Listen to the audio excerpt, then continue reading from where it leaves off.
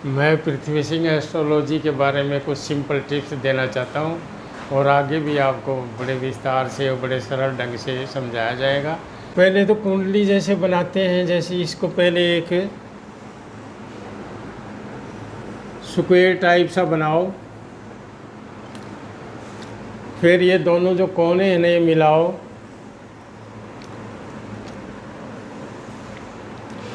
फिर इन भुजाओं के आधे मार करो, थोड़े छोटे, ज़्यादा नहीं, इनको मिला दो, फिर इसको इससे मिला दो। ये इस प्रकार ये 4 वर्ग हैं, केंद्र बोलते हैं उसे, केंद्र 1 2 3 4, और ये 8 है त्रिभुज।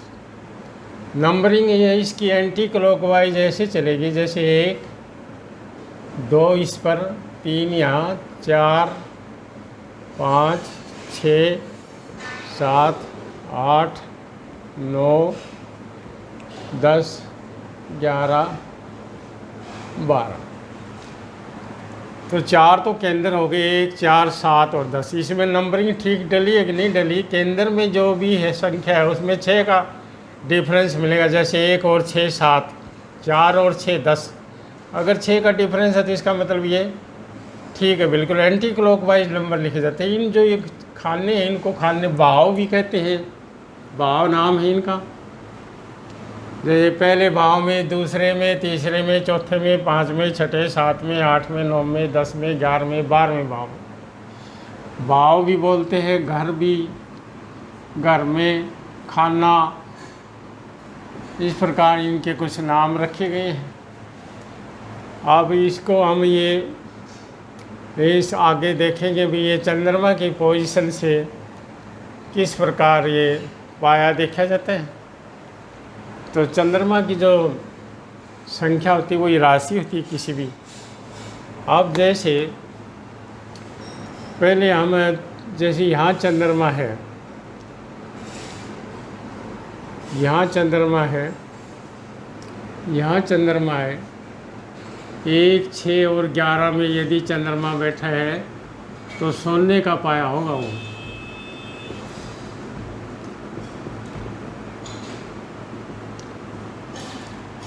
तो कुंडली में ये देख लेंगे भी कहाँ हमारा चंद्रमा बैठा है। तो पाया पूछते हैं, आमतौर से देहात में ये पूछते हैं भी मेरा बच्चा है वो कौन से पाए का है, या खुद ही जानकारी भी ऐसे सोचता भी मैं देखूं भी मेरा क्या पाया है, मेरे बच्चे का क्या है, मेरी लड़का लड़के का क्या पाया है। तो 1 6 11। उसके बाद में 2, यहाँ यदि चंद्रमा है 2 में, 5 में और 9 में चंद्रमा है, 2 5 9 में यदि चंद्रमा है भाव में, तो चांदी का पाया माना जाएगा, चांदी का पाया। तो ये चांदी का पाया सबसे अच्छा होता है 2 5 9 में। फिर है भी मान लो यहाँ पर चंद्रमा है 3 में, 7 में और 10 में। 3 7 10 में यदि चंद्रमा है मौजूद है तो वो तांबे का पाया माना जाएगा, उसको कहा जाएगा तांबे का पाया। तांबे का पाया चांदी के पाए से थोड़ा सा हल्का होता है, वैसे अच्छा होता है ये भी। और 4 8 12 में यदि चंद्रमा है भाव में तो ये लोह का पाया होता है। लोह का पाया, लोहे का जो पाया होता है ना वो थोड़ा सा कष्टकारी माना जाता है, सोने का और लोहे का। तो अब यदि मैं सोने के पाए के और लोहे के पाए के बारे में आपको थोड़ा सा कन्फ्यूज़न सा दूर कर देता हूँ।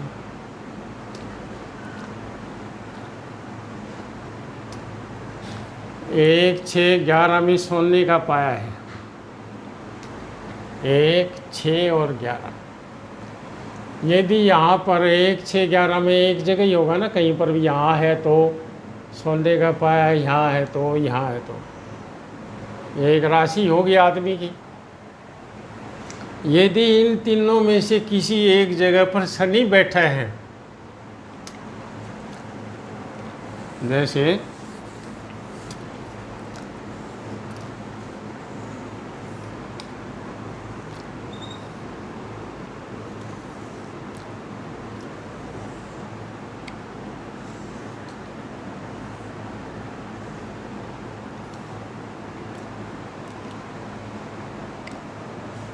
यहाँ पर शनि है, यहाँ पर शनि है, ये 11वां घर है, ये शनि है।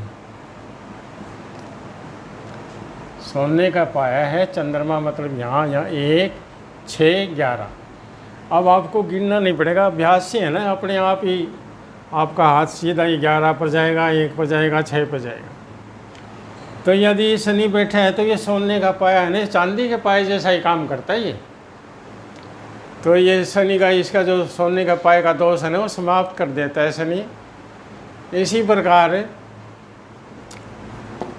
यदि लोहे का पाया है, क्योंकि ये 2 पाए थोड़े से कष्टकारी होते हैं, इनसे ज़्यादा बह खाते भी, ये तो लोहे का पाया है, ये तो सोने का पाया है, पता नहीं क्या हो गया। तो चौथे घर में चंद्रमा, 8वें घर में चंद्रमा, 12वें घर में चंद्रमा है, तो लोहे का पाया होगा भाई। देख के ये आदमी ऐसे सोचता पूछता भी लोहे का पाया है, तो बड़ा घर के सोचते भी ये तो बड़ा कठिन काम होगा। लेकिन यदि इसमें 4, 8, 12 में यदि शनि बैठा है, यहाँ शनि है, यहाँ शनि है, इनमें किसी एक जगह पर शनि है, तो ये लोहे का पाया भी चांदी के पाए जैसा ही बन जाता है, क्योंकि शनि से इसके दोष है वो समाप्त हो जाते हैं।